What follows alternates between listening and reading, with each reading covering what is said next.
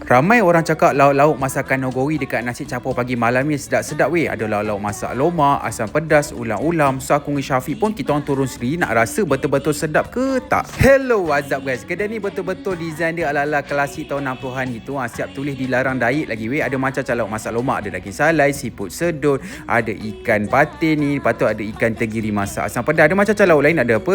Paru pelado, dendeng, rendang, macam-macam lah. Tengok ada macam jenis sambal, tempoyak, sambal merah, sambal hijau, ada ulam-ulam. So ini lauk yang kita orang ambil. Yang aku makan ni pun daging salai masak lomak. Kuah memang pekat, rasa lemak dia, rasa santan semua cukup. Daging salai dia best memang sangat lembut. Ni pula dia punya siput sedut dengan itik masak salai lomak. Ni pula ikan patin masak lomak lah. Kuah dia memang pekat weh, rasa santan dia tu. Ni pula dia punya paru belado memang crispy habis.